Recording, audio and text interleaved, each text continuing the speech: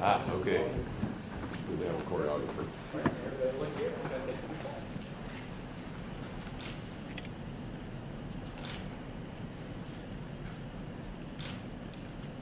Thank you. Thanks, Joe.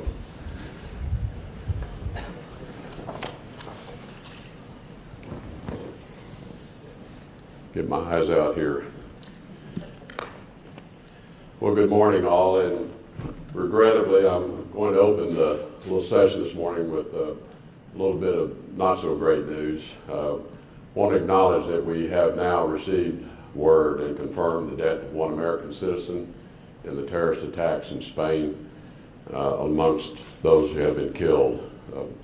We're still confirming the injuries and deaths of others, but obviously we express our deepest sympathies to the loved ones of this individual and obviously the others who have suffered loss of life, and we offer our thoughts and prayers to their families as they're going to be dealing with a very, very tough few days ahead of them.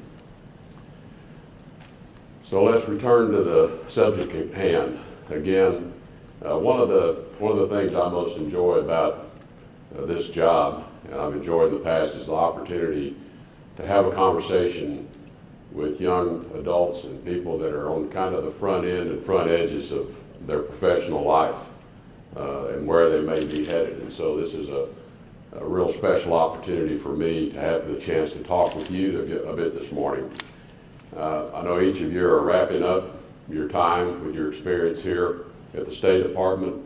I'm certain that you found it to be very useful, a great learning experience for you, and also help inform you as to some choices that you'll be making about your future, the career you want to choose, your future professional life, and the path you want to travel. So first, I want to thank you for the time you spent with us here. Thank you for your contributions, your service while here.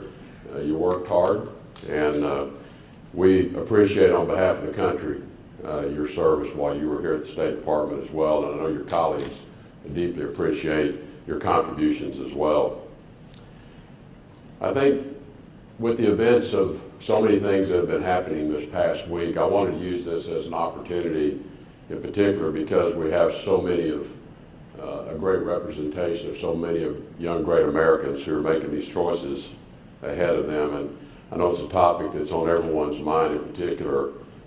And I think that's the subject of our race relations and diversity in the workplace. And I think first it's simply important to say, although I think it is well understood and embraced by, I'm certain, everyone in this room, that we all know hate is not an American value. Nowhere is it an American value. We do honor, protect, and defend freedom of speech. First Amendment rights. It's what sets us apart from every other government regime in the world, and allowing people the right of expression. Now, these are good things, but we do not honor nor do we promote or accept hate speech in any form. And those who embrace it poison our public discourse, and they damage the very country that they claim to love. So we condemn racism, bigotry in all its forms. Racism is evil. It is antithetical to America's values. It's antithetical to the American idea. George Washington said in an address to the synagogue in Newport, Rhode Island, that his vision for our country was, I quote, "a government which to bigotry gives no sanction, to persecution no assistance." In his second inaugural address in the middle of the Civil War, Abraham Lincoln called on Americans to bind up the nation's wounds. What Lincoln knew, and that we are sadly reminded today, that painful racial tensions are part of our experience as a nation. We too today should seek to bind up the wounds. We must pursue reconciliation, understanding, and respect regardless of skin color, ethnicity, or religious or political views. One of America's defining characteristics is the promise of opportunity for advancement, regardless of your skin color, how much money your parents make, or where you came from. It's why millions of Americans, millions of people, have risked their lives and their fortunes to protect this country, to come to this country, because they know that America promises a chance to fulfill your aspirations no matter your background. You will succeed based upon your efforts. As my good friend Condi Rice has said, the essence of America is that which really unites us. It is not ethnicity or nationality or religion. It is an idea that you can come from humble circumstances and do great things. That it doesn't matter where you came from, but where you're going. As the arm of the U.S. government representing America around the world, the U.S. State Department should be a clear display of America's values and our people, not just in our mission, but in the composition of our workforce. We have a great diversity gap in the State Department. We need a State Department that reflects the American people, reflects who we are. The State Department must redouble our efforts to increase diversity at the highest ranks of the department, including at the ambassador level. Only about 12% of our senior foreign service officers are non-white. That number is about the same for our senior executive service. To better understand our talent pool, I have directed the relevant committees to adopt a new procedure. Every time we have an opening for an ambassador position, at least one of the candidates must be a minority candidate. Now, they may not be ready, but we will know where the talent pool is. A big part of developing our minority leadership is identifying qualified individuals 5 and 10 years before they are ready to become senior leaders, and managing and developing their careers as we do others, so that they are undergoing preparations for those senior roles over time. We need a more deliberate process to cultivate the abundance of minority talent we already have in the State Department. All of this is a leadership issue. It's the role of leadership, from the Secretary of State to the Assistant Secretaries and Directors of bureaus and everyone in between. We have to own this process. We have to manage this process and be held accountable for the results of this process. We're also going to re-examine and expand where we recruit from. As some of you know better than most, America's best and brightest are not just from the Ivy League, but they're from a lot of other places in the country. Laredo, Texas, Detroit, Michigan, Roanoke, Virginia. They're kids sitting on the front row of their high school classes. They're veterans from our military who are coming out of service, looking for the next part of their career, and many of them with a strong desire to continue to serve their country.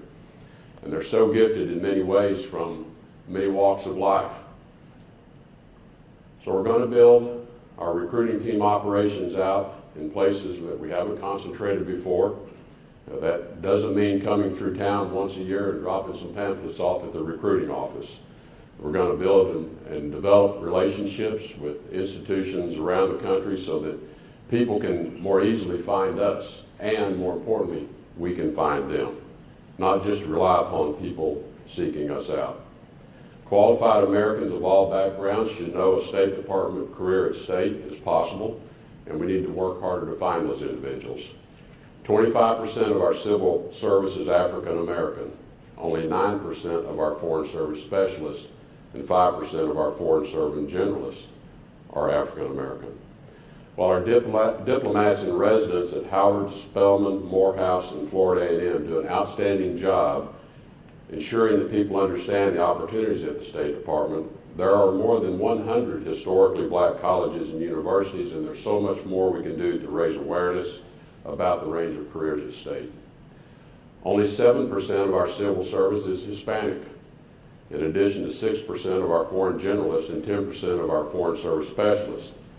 We're also recruiting at Hispanic serving institutions, including Miami-Dade College, Florida International University, the University of Illinois, at Chicago, and the University of New Mexico. But we can do more to partner with Hispanic and Latino serving institutions and include more Hispanic and Latinos on our team. We also want to expand our footprint at minority-focused job fairs. And we can do more to recruit from one of the most diverse and proven talent pools, as I mentioned, our U.S. military, the men and women in uniform who are completing the service to their country and ready to move on to their civilian life. We already hire 29% of our civil service team, 29% of our foreign service generalists, and 16% of our foreign service specialists from the military, so we know this is a rich talent pool from which to fish. Only about 1/3 of our senior foreign service officers are women, and we will work to close the gender gap as well. Today is a fitting occasion to be sharing this with you because all of you in this room, through your participation in fellowships and internships here at the State Department, made an early declaration of your interest in public service. Some of you will even be working here soon. We will be keeping all of our fellowship and internship programs in place. The department-wide freeze we put on hiring programs earlier this year is only temporary, and it was a temporary measure so we could take a thorough accounting of the entire State Department in consideration of how to best strengthen it and to position ourselves to improve our diversity. Our current fellowships and internships are valuable pipelines of talent for our organization and necessary to achieving our diversity objectives. You're our future leaders, whether here at the department or elsewhere in roles you may choose in the country. The seeds of greater diversity that we're planting today will have to be nurtured for years to come. Whether you find yourselves here or somewhere else, as future leaders, it will be your responsibility to run with that torch. I think one of the things that it's important to appreciate is the value of diversity. It's not just to achieve a mix of population that looks like the rest of our country. I know from my long career in the private sector, my experience has been the value of diversity in the workplace is it enriches our work, it enriches our work product. To have individuals who come with a different cultural perspective or they come with different life experiences, that's the value. They will see things in the world that I cannot see. I did not have that life experience. And so whether it's African American, Latino, Hispanic, women, LBGT, come with experiences I do not know. This enriches the quality of our work. We know we are a strong organization when we incorporate diverse points of view into our work product. More importantly, I would say to you as individuals, if you are open, you will enrich your life. You will enrich your life by engaging with people of different backgrounds, different life experiences than you had as you were growing up. And you will find life to be a wonderful, wonderful mosaic. So I encourage you to do that. Now, before I close, I always, when I speak to young adults and people who are beginning early parts of their career, I have a message I like to convey to all. And this is on the issue of integrity. Much of your future success and what defines you in your professional career, or whether you fall short, will be a function of how you view your personal integrity and how you view to deploy your personal integrity or you choose to compromise your personal integrity. So what does integrity mean? Well, I'm an engineer by training. I graduated from the University of Texas with a civil engineering degree. I was a practicing engineer for many years and worked in a very technical background. So when I think about integrity, and if you go to the dictionary and look it up, the second definition is the state of being whole and complete. Now, from an engineer, I think about this building. Structural integrity. It's whole, it's complete. We don't worry about this building falling in on us because we know it is whole and complete structurally. It's sound. We just rely upon it. Well, your personal integrity is much the same way. It's not something that can be trained. It's not something that can be taught. You're born with it. You're born with a clean slate with your personal integrity. No one can take it from you. Only you can relinquish it. And you express that integrity every day in so many actions that you may not even think about. And most importantly, it's those things you do when no one's looking. That you do the right thing, not only when people are watching, but more importantly, when they're not watching. The choices you make. If you relinquish your personal integrity, you choose to take a shortcut, you choose to compromise a rule, you choose to move ahead at someone else's expense, you may have a short-term gain out of that. But once you relinquish any element of your personal integrity, it is very, very difficult to regain it. It puts you on a pathway that's very hard to reverse. So I can't emphasize to you enough the value of that quality that exists in you. It's yours, you own it, it's yours alone to decide how you use it. If you choose to conduct yourself committed to a life of personal integrity, you will be whole and complete. I promise you. If you choose to compromise or give away your personal integrity, you will have a life that is neither whole nor complete. I know this because I have seen it happen to others. So you're at this stage of your career where you get to choose how you want to conduct yourself. This is the most important quality you will take to the workplace with you. Yes, your skills and all that you've learned and all you've studied hard to do, and that'll be a continuum. For the rest of your life you will be learning. But your integrity is just there. It defines how you will conduct yourself and how others will see you as well, as a trusted partner, a trusted colleague, or someone they have to keep an eye on. I know you'll choose the right path of integrity.